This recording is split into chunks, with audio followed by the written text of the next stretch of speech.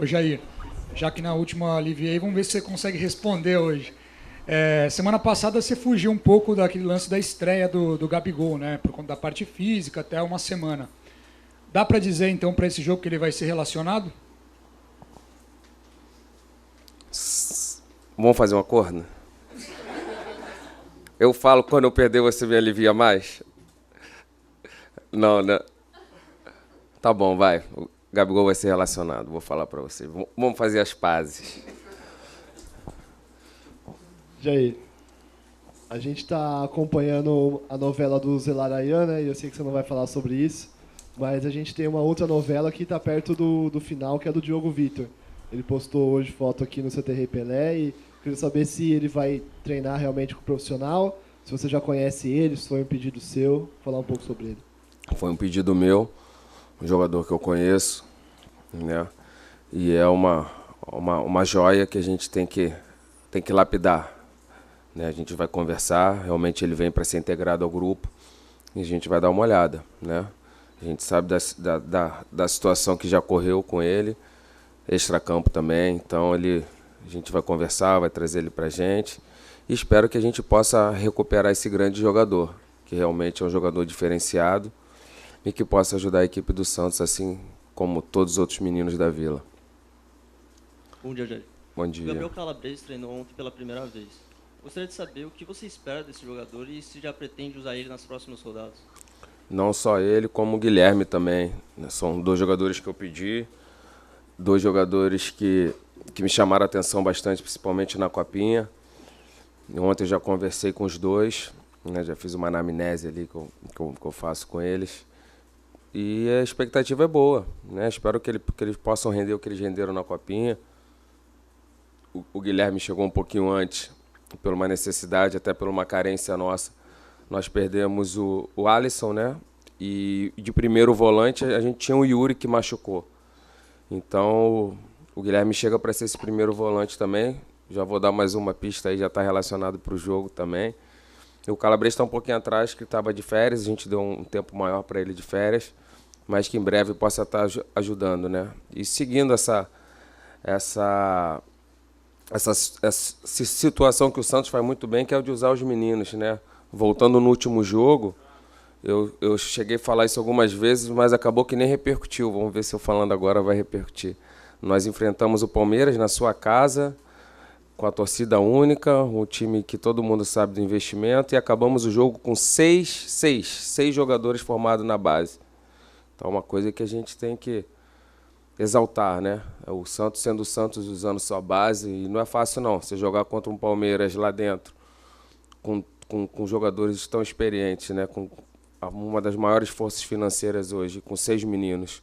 A gente perdeu o jogo? Perdemos o jogo. Mas nós tivemos mais posse de bola que o adversário, a gente botou a bola no chão, jogamos o jogo. Então isso, dentro dessas mudanças todas que está ocorrendo na equipe do Santos, a gente consegue ver algumas coisas já evoluindo, né? E a gente pode ver também evolução quando a gente fala em quesitos, né? Números. Quando você fala em números, não fica subjetivo, né? Porque nós começamos esse jogo, por exemplo, com menos 6 jogadores do ano passado. 6. Eu não precisa ser muito bom de matemática, que 6 é mais do que a metade de um time, né? Da linha de 3, o Ferraz não jogou, o Zeca não jogou. Falando do ano passado, o Veríssimo não jogou. 3. Né? A gente perdeu o Ricardo Oliveira e o Lucas, né? E quem mais que a gente perdeu, que não jogou, estou esquecendo, o Bruno Henrique. Total de 6, certo? Então não é quando o treinador fala, quando a gente perde parece que é um pouco de desculpa, né? Quando a gente usa argumento, quando a gente ganha a gente esquece. Mas são menos 6 jogadores titulares, então o trabalho está começando do zero.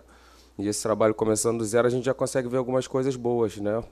A equipe do Santos é a que tem mais posse de bola no campeonato, a equipe do Santos é a que mais troca passes e passes certos no campeonato, é a que tem o melhor aproveitamento no 1 contra 1, quesito drible, o Santos é o melhor. Nas disputas no campo ofensivo, o Santos é o melhor. Então, mesmo em pouco tempo de trabalho, a gente já vê uma evolução. Os resultados, a gente está invicto, ganhamos todas? Não. Mas tirando o primeiro tempo do Ituano, eu vejo uma evolução muito boa. Eu vejo assim uma regularidade, tirando um tempo, né? De todos os jogos você tira um tempo, não é uma coisa tão ruim. Não, os resultados não foram os melhores, né, que a gente queria, sempre a vitória, principalmente jogando na nossa casa, mas a gente vê uma evolução, vê uma equipe jovem, vê meninos da base chegando mais 2 e agora chegando o Gabriel, né, um ex-menino, né, agora repatriado, e a esperança é que a gente possa fazer um grande ano. E sobre as contratações, poder a volta para falar de contratações. E sobre as contratações, a gente continua trabalhando, mesmo com a força da base. Eu acho super importante a gente mesclar experiência com jovens meninos. Eu vejo como ideal, então por isso nós estamos também no mercado. Mas enquanto o mercado a gente não consegue realizar essas situações que nós estamos mexendo, a gente vai usando os meninos, né, e mostrando a qualidade deles e oportunizando, que é o mais importante nesse momento, porque não adianta agora eu fechar uma equipe sem oportunizar e quando chegar numa Libertadores ou numa fase decisiva do Paulista, eu precisar de 2, 3 jogadores e não saber a resposta que eles podem me dar. Eu saio em desvantagem por conta dessas mudanças todas dentro de um time. Então eu tenho que achar um time ideal, mas ao mesmo tempo achar um banco de reforços ideal. Saber com que eu posso contar para o resto do ano. Eu não posso pensar micro, né? Tem que pensar macro. Né? Isso está dentro de um planejamento, isso por algumas vezes te custa até alguns pontos. Mas não tem como fazer se você não conseguir dar rodagem, né, e poder observar todos esses atletas. Nós temos uma relação na Libertadores que é curta, não tem essa lista B como tem no Paulista, que foi muito boa. Já parabenizei, quero parabenizar de novo a federação, que pode usar os meninos. Na Libertadores não tem. A gente tem um número X e tem que definir entre meninos experientes, só pode aquele número, né? Então, é hora da gente poder extrair e ver o que o Santos tem de melhor para todo ano. Jair, tudo bem? Bom dia. Bom dia. Evidentemente que você não vai falar especificamente sobre nenhum jogador, não seria nenhuma questão ética, mas eu vou te perguntar em relação ao Bruno Henrique, até por ter feito ano passado o maior número de gols pela equipe do Santos, ter sido o segundo em número de assistências no Brasileiro. E ontem o médico do Santos deu uma entrevista falando que a situação dele é tranquila, quer dizer, ele não teve um problema tão grave na retina, mas eu te pergunto, em relação ao futuro dele, pelo que você está conversando, porque é uma situação grave e preocupante, né? A gente sempre lembra do Tostão, esse é o caso de referência que a gente tem. Quando o Bruno volta, vai voltar em bom nível, vai jogar do jeito que ele sempre jogava, o que ele tem falado com você? Porque é uma questão que preocupa a todos, independentemente da questão do jogador de futebol. É o ser humano, né? Eu falo com o Bruno quase que diariamente no telefone, quando ele não está no clube. Agora ele já está no clube treinando, na academia, com algumas restrições, mas vai recuperar. Ele está cada dia melhor, isso que é importante, né? Então, assim, você perde uma das suas referências técnicas depois de tantas perdas. Com 8 minutos da sua estreia, eu falei, pô, na minha vez, não pode, né, Bruno? Pelo amor de Deus. Mas vamos lá. Lembrando que quando ele voltar, a gente vai ficar ainda mais forte. Um jogador excepcional, me chamou muito a atenção já jogando contra e observando, e agora no dia a dia ver que ele realmente é diferenciado. É aquele jogador que ajuda a vida do treinador, sabe? Que o treinador está montando estratégia, criando jogadas, aí vem o Bruno Henrique, dribla 2, 3, faz o gol, e você fala, pô, cara, obrigado, Bruno. Aí esse cara ajuda a vida do treinador. É aquele exemplo quando a gente sempre fala de clubes, né, que tem grandes jogadores, Cristiano Ronaldo, Messi, o Neymar, são caras que acabam com o jogo sozinho e acabam com qualquer estratégia defensiva, né, e tática que a gente fala dos treinadores. E o Bruno é esse cara, é um cara diferenciado, é o cara que resolve os jogos, né, é o decide que a gente brinca, ele decide, né. Jair, bom dia. Bom dia. Falando sobre o jogo do próximo sábado, o adversário Ferroviária é a lanterna do grupo C. O que você espera dessa partida? Vocês estudaram o adversário? Como é que tá? Eles fizeram... A gente vem sofrendo com os gols no início e eles fizeram 2 gols em 9 minutos no último jogo. Falei, não é possível. Não, mas a gente vai reverter isso agora. Vamos acabar com esses gols no final do jogo, trazer para o início do jogo. A gente sabe que a gente tem que melhorar nesse quesito, a gente conversa bastante. Mas agora a gente vai botar em prática isso dentro do campo. Vamos entrar aceso, ligado, sabendo da dificuldade que a gente sofreu em ter que reverter alguns jogos. Uns conseguimos, outros não. Então, que a gente possa conseguir sair na frente, conseguir o nosso objetivo, respeitando a Ferroviária, mas o Santos tem que jogar sempre para vencer e que a gente possa conseguir uma bela vitória. Jair, aqui, bom dia. duas curtinhas. A primeira é se você acha que potencialmente com o Bruno Henrique, pela característica que ele tem e pelo Gabigol, você tem a melhor dupla de ataque do Brasil. E a segunda é, você acha que você e o Carille são caras que fizeram sucesso recentemente e vocês tinham tempo no clube, né? Que o Carille sempre fala que isso foi muito positivo para ele. Eu já vi você falando isso também no Botafogo.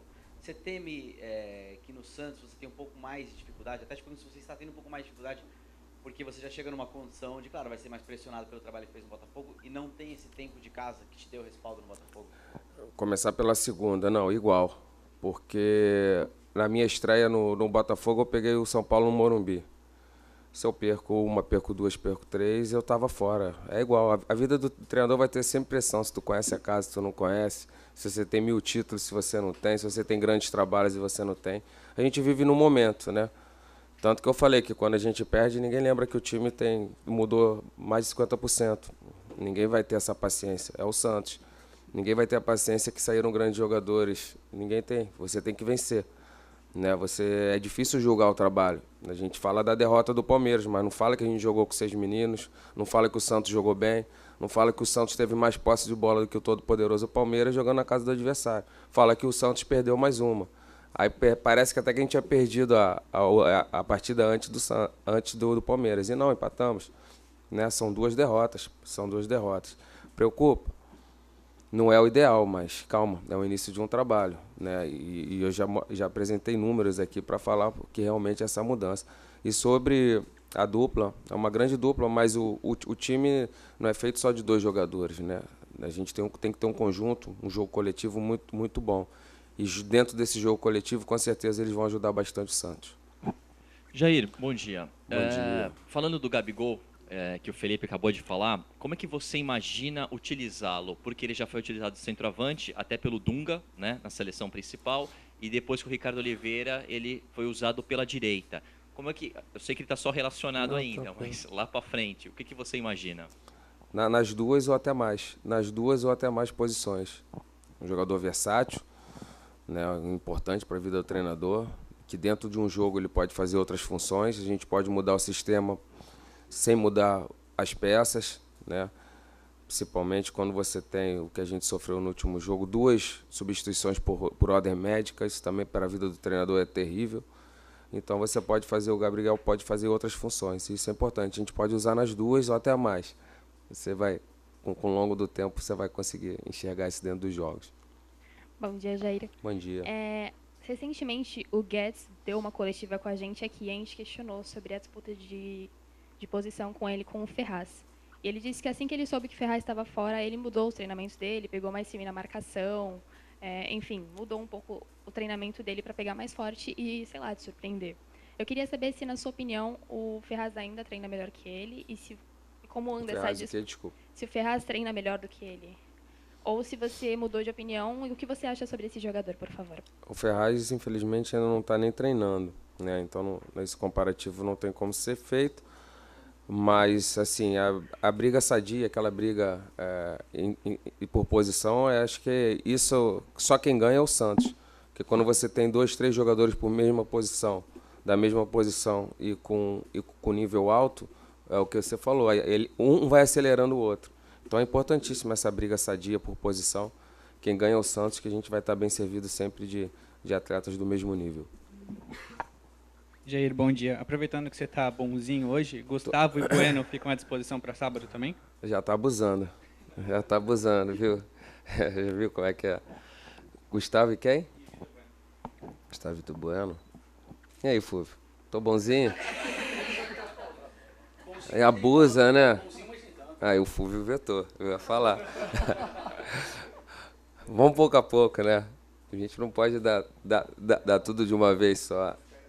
Ô, Jair, sobre o Lucas Veríssimo, a gente sabe, até você falou isso depois do jogo contra o Palmeiras, ele está negociando com o time russo, mas a gente viu que essa semana ele treinou normalmente aqui no CT, está voltando de lesão, e o Santos tem um problema na zaga. Está com o Luiz Felipe no DM, Kleber no DM, você não quis revelar agora do Gustavo Henrique.